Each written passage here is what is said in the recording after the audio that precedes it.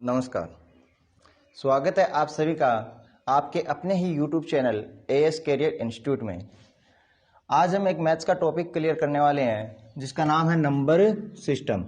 ठीक है, जिसको हिंदी में हम कहते हैं संख्या पद्धति। हिंदी में क्या कहते हैं? संख्या पद्धति। ठीक है, हमारा टॉपिक है नंबर सिस्टम जिसको हम संख्या पद्धति कहते हैं। ये कि नॉर्मल सा टॉपिक है, ठीक है, यानी मैथ्स का जो बेसिक होता है उससे रिलेटेड है, लेकिन हम बेसिक से ही हर चीज़ क्लियर करेंगे ताकि किसी भी प्रकार के टॉपिक को आगे चलकर करने में दिक्कत ना आए। ठीक है, तो सबसे पहले तो संख्या क्या होती है हमें पता होना चाहिए। जो संख्या होती है वो क्या होती है? ठीक है, हम अंक यूज करते हैं कुछ 0 से लेके 9 तक, 0 से लेके 9 तक, यानी 0, 1, 2, 3, 4, 5, 6, 7, 8 और 9। ये हमारे क्या हो गए? अंक हो गए। क्या है? अंक हैं। ठीक है, 0 से लेके 9 तक जो है हमारे अंक हैं। ठीक है, जब बात हम संख्या की कर रहे थे कि संख्या क्या है, जब एक से अधिक अंक मिलकर, यानी इनमें से कोई भी 2 अंक मिल जाएं, एक से अधिक 9 और 7, तो ये क्या बन गई? एक संख्या मिल गई। एक से अधिक 2 भी हो सकते हैं, 3 भी हो सकते हैं, कितने भी हो सकते हैं, तो ये क्या बन गई? एक संख्या बन गई। कहने का तात्पर्य ये है कि जब एक से अधिक अंक मिलकर किसी पद का निर्माण करते हैं, जब एक से अधिक अंक मिलकर किसी पद का निर्माण करते हैं, तो आपका वही पद क्या कहलाता है? संख्या कहलाता है। यहां तक मेरे हिसाब से किसी को कोई दिक्कत नहीं होनी चाहिए। ठीक है, अब किसी भी संख्या के अंदर, कहने का मतलब अगर कोई संख्या है तो उसमें अंक तो मौजूद है ही। यदि कोई संख्या है तो उसमें अंक मौजूद है। इन अंकों के लिए 2 प्रायोरिटी होती है। एक तो अंकों का होता है शुद्ध मान, एक तो हमें पता होना चाहिए शुद्ध मान, और दूसरा आपको पता होना चाहिए स्थानीय मान। ये जो शब्द हैं स्थानीय मान और शुद्ध मान, शायद हम 3rd, 4th, 5th क्लास से जानते हैं, लेकिन फिर भी एक बार थोड़ा सा क्लियर करना बहुत ही जरूरी है। तो ये जो शुद्ध मान होता है क्या होता है और स्थानीय मान है क्या होता है? जैसे हम यही संख्या ले लेते हैं, संख्या हमारी 9764, 9764, यानी 9764। ठीक है, अब मैं आपको इसमें से ये पूछ लूं कि अंक 7 का शुद्ध मान, इधर मैं पूछ रहा हूं आपको अंक 7 का शुद्ध मान बताना है, जबकि यहां पे मैं पूछ रहा हूं अंक 7 का स्थानीय मान बताना है। देखो, संख्या दोनों में सेम है, अंक भी मैंने वही लिया है। इस साइड आपको अंक का शुद्ध मान बताना है, जबकि इधर आपको अंक का स्थानीय मान बताना है। ध्यान रखना, किसी भी संख्या में चाहे किसी भी अंक की बात की जाए, उस जो अंक होता है, जो अंक खुद है, स्वयं है, वही अंक क्या होता है? उसका शुद्ध मान होता है। जैसे अंक 7 का शुद्ध मान पूछ रहा है, तो अंक 7 का जो शुद्ध मान है वो 7 ही रहने वाला है। अगर मैं यहाँ पूछ लूं अंक 6 का शुद्ध मान है, तो अंक 6 का शुद्ध मान 6 ही रहेगा। क्लियर है? जबकि अंक 7 का स्थानीय मान पूछ रहा था। क्या पूछ रहा था? स्थानीय मान। स्थानीय यानी वो किस स्थान पे है। शब्द से ये हमें पता लग रहा है कि स्थानीय यानी वो किस स्थान पे मौजूद है। तो अंक जो 7 है वो किस स्थान पे है? इकाई, दहाई और सैकड़ा किस स्थान पे मौजूद है? सैकड़ा के स्थान पे मौजूद है। कहने का मतलब अंक 7 का जो स्थानीय मान है कितना होगा? 700। कितना होगा? 700, 700। कहने का मतलब अगर स्थानीय मान आपको निकालना हो तो वो अंक लिख दीजिए, वो अंक लिखिए। लिखने के बाद उस अंक के बाद जितने अंक दिए गए हैं उतने क्या लगा दो? 0। वही आपका क्या हो जाएगा? स्थानीय मान। जैसे 6 का स्थानीय मान, अंक 6 का स्थानीय मान अगर पूछ ले तो ये मैंने 6 लिख दिया। 6 के बाद कितने अंक हैं? 1 अंक, तो 1 0 लगा दिया।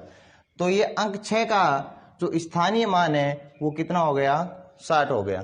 क्लियर है? यहां तक मेरे हिसाब से किसी को कोई दिक्कत नहीं होनी चाहिए। ठीक है, आगे देखिए, नेक्स्ट चीज, अभी हम बात कर रहे थे संख्या की। अब संख्याओं के कुछ प्रकार होते हैं। संख्या के प्रकार यानी संख्याएं कई प्रकार की होती है। तो संख्याओं के प्रकार कौन कौन से हैं तो जानते हैं। आइए, नंबर 1 प्राकृत संख्या। नंबर 1 आपका है प्राकृत संख्या। प्राकृत संख्या कौन सी होती है? वे संख्याएं जो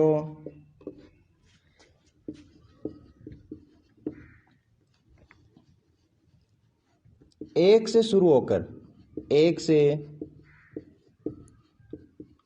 होकर अनंत तक जाती है। वे संख्याएं जो एक से शुरू होते हुए अनंत तक जाती है। कहने का मतलब 1 2 3 4 5 इस हिसाब से 100 1000 और अनंत तक। ये जो इस प्रकार का चिन्ह होता है ये अनंत के लिए हम यूज करते हैं। तो ये सभी संख्याएं क्या कहलाएगी? आपकी प्राकृत संख्या। क्लियर है? नेक्स्ट देखिए, प्राकृत संख्या के बाद एक अगली चीज आती है पूर्ण संख्या।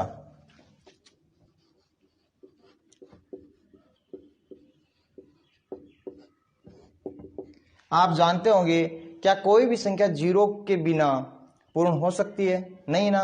तो इसी प्राकृत संख्या में अगर हम जीरो शामिल कर दें, क्या शामिल कर दें? जीरो शामिल कर दें। कहने का मतलब वे संख्याएं जो शून्य से शुरू होकर अनंत तक जाती है, अनंत तक जाती है। अर्थात 0 1 2 3 4 5 ऐसे चलते चलते 100 1000 और अनंत। ठीक है, यानी जो आपकी प्राकृत संख्या है उसमें अगर हम शून्य को भी शामिल कर दें, यदि प्राकृत संख्या में शून्य को भी शामिल कर दिया जाए तो वो आपकी कौन सी संख्या बन जाती है? पूर्ण संख्या। क्लियर है? ओके। फिर आगे आता है पूर्णांक। पूर्णांक संख्या। पूर्णांक संख्याएं कौन सी होती है? तो देखिए, पूर्णांक संख्या कौन सी होती है? ये आपकी 1 से अनंत तक थी, ये 0 से अनंत तक थी। तो यहां लिखेंगे हमें सभी धनात्मक ऋणात्मक तथा शून्य। ठीक है ना? कहने का मतलब है ये तो शून्य हो गया। अगर हम इस साइड चल रहे हैं तो ये सभी क्या हो गए? हमारी धनात्मक संख्याएं।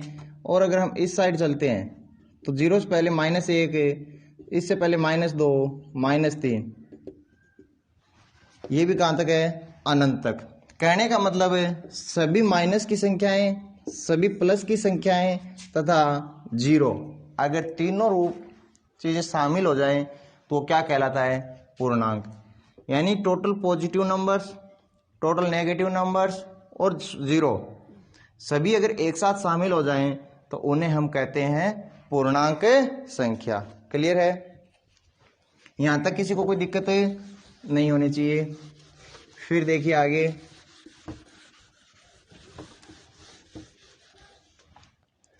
फिर आता है एक तो भाज्य संख्या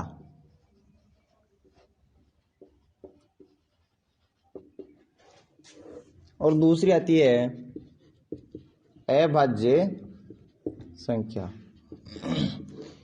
ध्यान से समझने वाली चीज है कि भाज्य संख्या और अभाज्य संख्या क्या होती है। तो ध्यान देना, वे संख्याएं जो एक तथा स्वयं के अलावा किसी और संख्या से विभाजित होती हो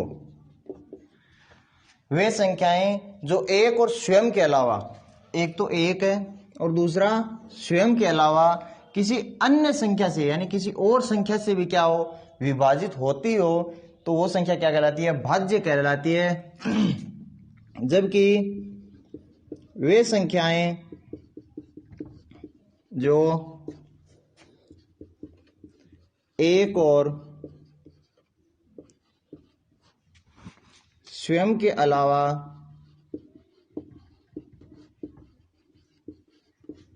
किसी और संख्या से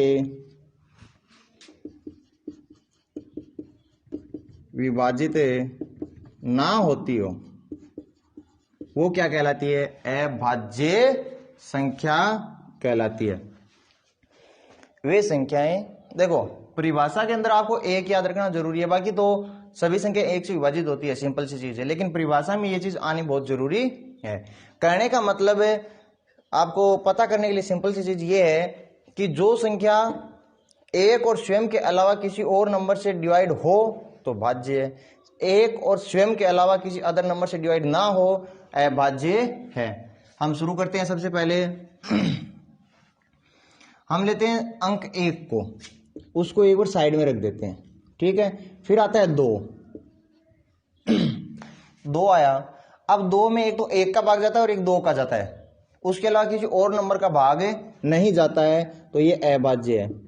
फिर आता है 3 में सिर्फ 3 का और 1 का यानी स्वयं का और 1 का ही भाग जाता है, बाकी किसी भी संख्या का भाग नहीं जाता, तो 3 भी अभाज्य है। फिर आता है 4 में 1 का भाग जाता है, 4 का जाता है, साथ में 2 का भाग भी जाता है, यानी किसी अन्य नंबर से भी विभाजित हो रही है, तो आपकी जो 4 है वो क्या है, भाज्य। फिर आता है 5 1 और 5 के अलावा किसी से भाज्य नहीं है, तो 5। 6 में 2 का भी भाग जाता है, 3 का भी जाता है, 7 में 1 और 7 के अलावा किसी का नहीं जाता, 8 में 4 का 2 का जाता है, तो भाज्य।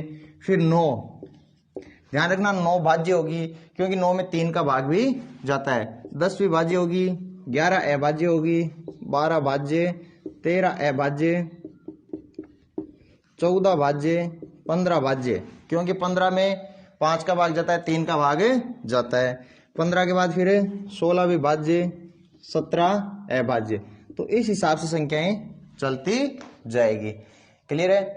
आई होप कि यहां तक आपको कोई दिक्कत नहीं होगी। लेकिन यहां से एक क्वेश्चन उठता है, देखिए आपने अभाज्य संख्याएं लिखी थी, क्या लिखी थी, अभाज्य संख्याएं, सभी संख्याएं क्या है आपकी, विषम है सिवाय इस एक के।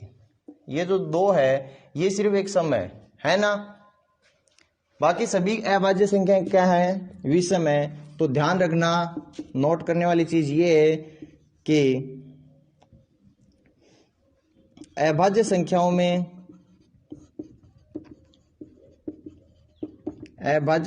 में केवल एक ही सम संख्या है और वो कौन सी है, 2 है।